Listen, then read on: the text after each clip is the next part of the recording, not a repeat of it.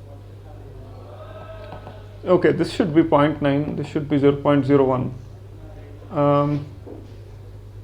So if we are trying to compute likelihood, I think we with evidence given hypothesis would be evidence intersection hypothesis over P of hypothesis.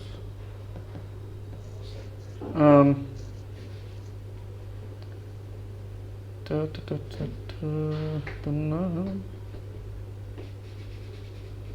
we have the priors, we have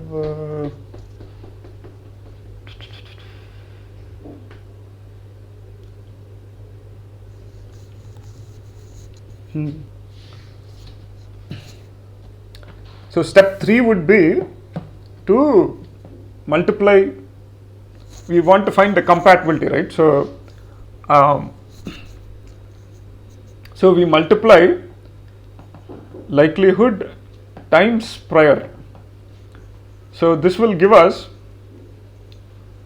so likelihood for pizza 0.9 times prior is 0.3. So for pizza 0.9 times 0.3 would be 0.27, and for a book it will be 0.01 times 0.1, that would be 0.001, 0 times 0.1, yeah, it's 001, 001. So these are our this is the compatibility check, our joint probabilities. Now if we compute step 4, we normalize this to again get the total probabilities of pizza and the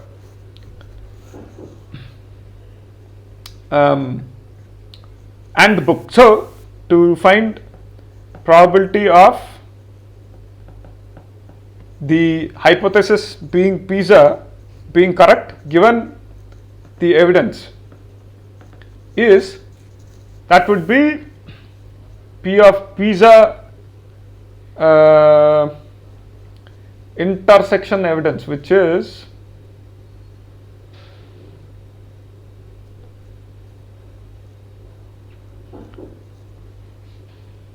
no, so yeah, this is our compatibility check, right? So we'll use Bayes' theorem here, which is point.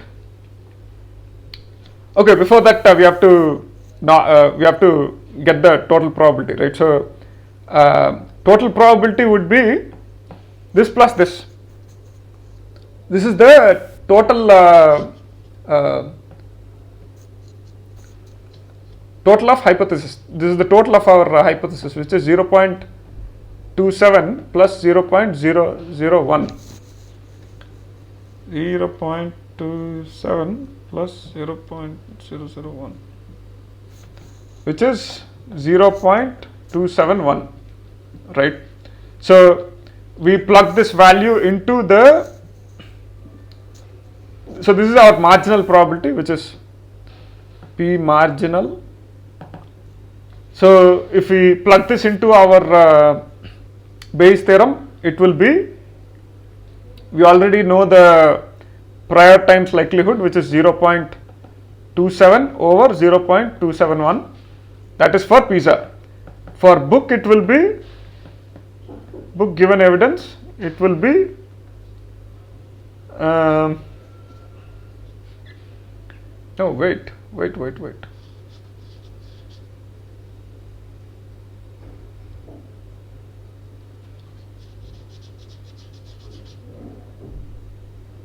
No, that's fine. For book it will be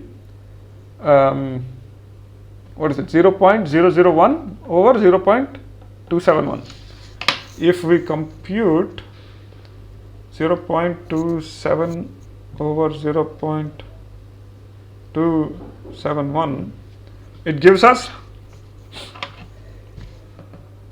0.9963, and Okay, this one it gives 0.996, and this one it will give 0.001 over 0.271. It will give us 0.003. So basically for pizza, the keyboard is saying it is 99% 99.6% certain that it will be the next word prediction will be a pizza, and it is like 0.3% certain that the next word will be a book. So that is how internally Bayes' theorem and all are used to find the next word prediction, etc. It is used for predicting the weather, all that stuff. So excuse me. So basically that's basically what Bayes' theorem is, and that's it for today. I know it was a bit choppy, but yeah, I'll get back in flow from the next one. Anyway, yeah, I hope that was clear. I'll see you in the next one.